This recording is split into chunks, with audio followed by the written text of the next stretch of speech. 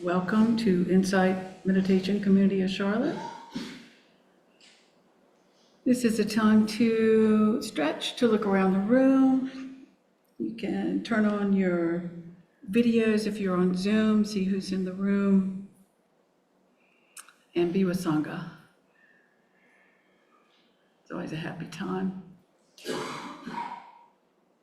So here we are in June. Soon we will be halfway through 2025, which is hard to believe. Tonight, I want to talk to you about energy and exhaustion during 2025.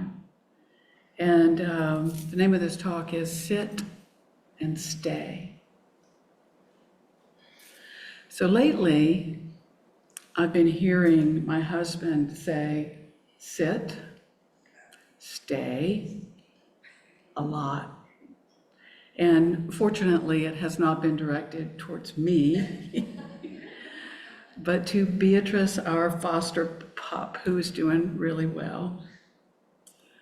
But I too am taking those words to heart. And I actually hear them in my head now each time I go to the cushion, and it's been really helpful. It's funny how something as simple as that cue, if you look out on the table, there's a little cartoon of two dogs sitting on yoga mats, and they've ceremoniously removed their collars and placed them on their mats.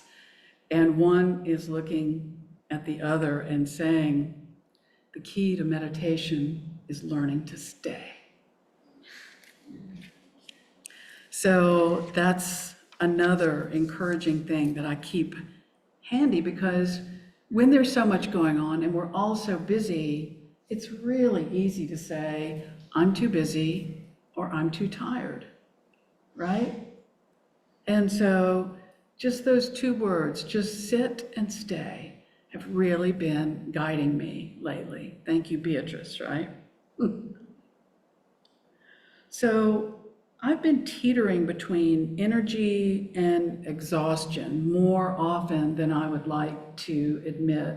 Some people who know me know that I tend to overcommit and do a lot. And so, I'm always working on simplifying, right? And so this daily practice is the thread that really pretty much holds me together. It helps me see really clearly these patterns of overcommitting and busyness that are creating my sense of self and really propping it up. So if you relate to any of this, you might try asking yourself, this is another thing that I do, is awareness tired? Or is awareness too busy? So in my experience, awareness by nature is never tired. It's always available, it's always there. And so this is interesting to me when I turn to that part of myself. So in that vein, tonight's talk is about cultivating an ability to go the distance, to find the willingness and the courage to just meet every day as a new possibility, to keep showing up, even on the days when we feel physically or emotionally spent. I don't know about you, but I have days when all I want to do is lounge around in soft clothes and listen to music and eat chips for several hours. And I did this for several hours recently, and it actually felt really good, quite healing. I think I needed it. But I can see that doing that on a regular basis is also not the answer. That's kind of the other extreme, not sustainable and not balanced, right? That would backfire, I'm sure. So what does work for us when we want to commit to practice and we're spent and we're overcommitted? And I don't really mean spent in a bad way. I feel that We're all pretty responsible people. A lot of us have spouses, children, animals, jobs, things to, that really need paying attention to. And then you layer on cultural needs, community needs, relationships that need tending, and then also the overarching political climate, which is very charged right now. And then we need our attention too. So that's the part that tends to fall off the list, I think, sometimes. So learning when to make a boundary has been something that I've been learning. And creating time for self-nourishment is critical to be able to respond from a place of clarity and not of, and now I have to do this kind of an attitude. So this self-nourishment can be super simple, and it often opens the door to stillness and reflection. It can lead us right into a nice meditation practice. For me, nourishment often means just stepping away from the laptop, taking a stroll through the yard, looking in the garden. And just yesterday, I discovered a lightning bug napping on the underside of a leaf. Have you ever thought about, what do lightning bugs do during the day, right? That's not their time. And a magnificent Luna moth taking what appeared to be its last breaths of its short life. So profound things in just a few minutes. This balance between slowing down and caring for self and participating in the world and caring for others calls for, at least for me, a daily recalibration.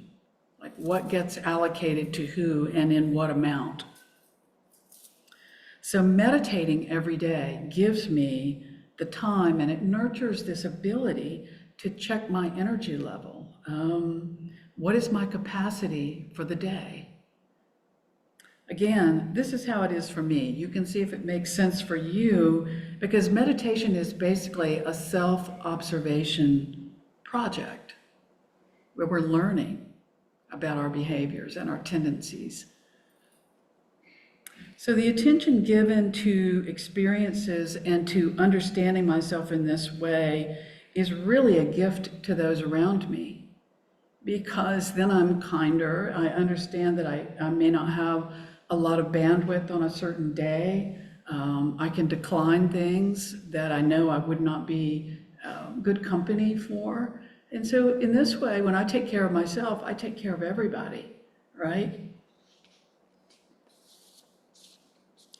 When we can experience our own rhythms firsthand, we know when we're running on high octane, we have a lot to bring to the table, or when we need to park it for a while.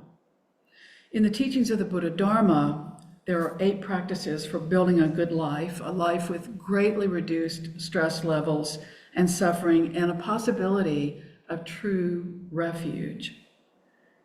You'll recognize these as the Noble Eightfold Path, sometimes also referred to as the middle way, because it was not about extremes, which brings exhaustion. So this is not a list to remember, but it's actually a tried and true coaching from an accomplished master teacher, Gautama the Buddha, from 2,600 years ago. So I invite you to close your eyes and listen to these components that are the instructions to practice with. The first one is wise view, understanding the nature of reality and the nature of suffering. The second one is wise intention, cultivating positive and wholesome intentions, freeing ourselves up from negative desires, self-centeredness. The third is wise speech, which is truthful, kind, and constructive. The fourth is wise action. This is where we engage in ethical and compassionate behaviors and avoid harmful behaviors like killing, stealing, or sexual impropriety. The fifth of the 8 actions is wise livelihood, We choose a profession or a way of life that does not cause harm to oneself or to others. The sixth is wise effort, which we're talking about tonight. Again, cultivating a positive attitude, making conscious efforts to abandon negative states of mind and nurturing positive states of mind. The seventh is wise mindfulness. This is when we are present and aware of our body, our feelings, our thoughts, and we develop a clear perception of reality through watching our own mind. And the last one is concentration. We've worked with the ability to focus the mind on the breath, on body scanning, to reel ourselves in when we go off on tangents. And this leads to mental clarity and the ability to weed out unworthy distractions. So these 8 ways are completely and inextricably interconnected and can be practiced all the time, anywhere. They're just as relevant now, and maybe more relevant now, as they were when they were originally taught centuries ago. Thich Nhat Hanh spoke about this timeless ability of the teachings when he wrote, "For the Buddha's teachings to stay healthy and vibrant, we must constantly renew and update them in our own lives so that they remain relevant and effective for the increasingly diverse communities that practice them now. In that way, Buddhism is like a tree that is constantly growing, adapting to new lands and new cultures it has been brought to." So if your eyes are closed, I invite you to open them, or if you are a better listener with your eyes closed, you're welcome to keep them closed. A way to look at the 8 teachings in your own life is to pick one and work with it during your sit, over and over. See how it shows up in your daily life. See if you can incorporate it or not. Another way to bring some fresh thought to these 8 parts of the Noble Path is to look at view and intention as the steering wheel through life. View and intention as steerage. Speech, action, and livelihood is the make and model of the vehicle that makes its way through life. And energy, mindfulness, and concentration is the high-octane fuel, fueling the vehicle. So when I'm close to running on empty, I like to return to the Eightfold Path, remember to take the middle way, weed out the extremes. I don't need usually harsh correction of any kind, like severe renunciation. And I actually don't need overindulging in pleasure, which is more my way to go. So what would be a good amount to sleep, to eat, to work, to exercise, to meditate? It all sounds so simple, and yet it really gets off track pretty fast. So the middle way means remembering and understanding our connectedness to everybody, to everything. We see nature somehow managing to stay in balance, so we can maybe take some notes from nature. The beautiful middle path of balance. Now, does this mean we don't get angry, or exhausted? No, it doesn't. But we can notice how anger initially brings us a lot of energy and then drops us, kind of like a sugar high does, especially if we stay angry or upset for several days. So at some point, we need to consider pausing if we're wrapped up in thoughts of anger or outrage and notice that that's what's fueling us. Charlatan and well-loved Dharma teacher Ruth King teaches about this and addresses this. She says, rage is initiatory. It is not transformative. So it's the spark that might cause us to take action, but we can't sustain it, these strong emotions. To me, this implies we're going to feel strong emotions, and they may even be justifiable, but lasting transformation comes from wise, well-intentioned, focused energy. This is the kind of energy that can go the long haul and really affect change. This is when we really need to hang in there in our communities as well as in our personal practice, particularly in our personal practice. We shift away from reactivity and into equanimity, sustained states of balance.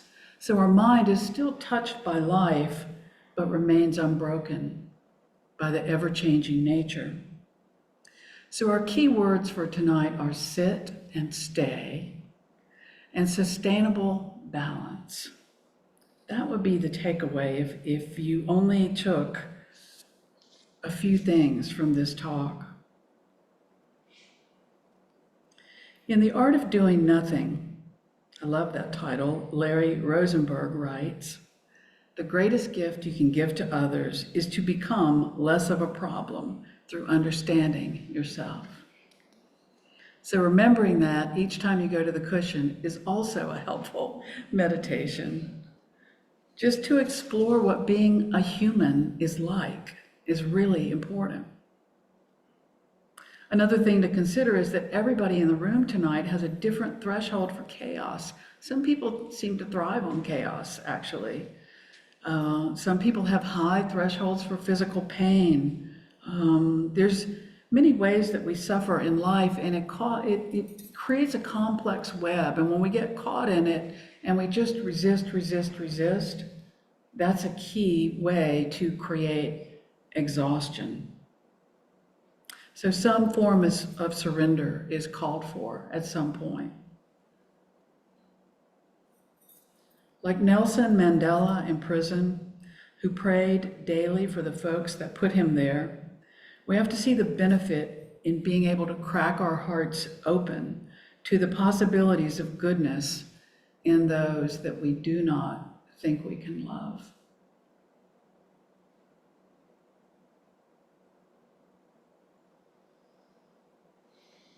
It's very hard to do this. Also, we might want to keep our boots on while we're practicing surrender and loving those that we think we cannot love. Meaning, do not cease acting in ways that help goodness to thrive. So I'm struggling with balancing all these practices. I think if I didn't have the commitment to Dhamma in my daily life, I would feel overwhelmed. I think that witnessing hatred and greed and delusion in the world, and also seeing the craving, the unwholesome thoughts, and the off-base ways I can behave, it can really be demoralizing. It can be sad. What is around us and what is inside of us can often be mirrors of each other. The Talmud teaches we do not see things as they are, but as we are. And the Buddha Dharma teaches when seeing, just seeing. When hearing, just hearing. The Buddha was coaching us to just let sights and sounds land, let them register. No need to immediately get caught up in texting or projecting or lost in emotions, but just experience the world directly, moment by moment, and work to diminish these filters of personal preferences and opinions and agendas that are so strong. Again, it's hard to do this. This is our work. Remember to sit and to stay. Not just physically in the chair or on the cushion, but stay curious, stay present, stay engaged with the inquiry around your emotions, watching how they come and go like the weather. And especially stay with the willingness to explore your own life through direct experience. Bhikkhu Bodhi writes, in insight meditation, the endeavor is made to contemplate from a position of detached observation an ever-shifting flux of experience itself, in order to penetrate through to our essential nature. So we're training to see through this constant mental proliferation known as papancha. I find that this mental proliferation is one of the most alluring and also one of the most exhausting parts of being a human. I like what Debbie George says. I think I heard Debbie say, I meditate my mind so my mind does not complicate my life. Thank you for that. So here we are, the paradox once again. We need to step out of the life so we can get a clear and quiet perspective in order to be able to step back into the life. It's like pulling the key player out of the football game so you can take a break so you know when to put him back in, right? Otherwise, we might simply just be feeding a never-ending stream of views and conceits of selfing that the mind continues to manufacture, because that is the job of an untrained mind, is to think and manufacture thoughts and plan and remember. But the view from 50,000 feet is very different from the view of the tasking ant. And yet both are valid and both hold truth. So see if we can really broaden our view and perspective. So in closing, it's our job to notice how we're doing at any given time. We are responsible for us. When we're at capacity and maxed out, time to pause, allow, and care for ourselves in wise ways. Remember the prescription of the Eightfold Path and determine what level and what kind of energy is appropriate for this day, right now, this moment, this person. Things are always in flux, rapidly changing, and so tracking all this is a real life skill, challenging but doable. If Beatrice can learn to sit and stay, and I can learn to sit and stay, then I know that we can all do it. I know we can. May we all practice simply experiencing our lives right now as much as we are able. So I offer this for your consideration tonight. Thank you for listening. Thank you for your practice. Thanks for showing up, Zoomers.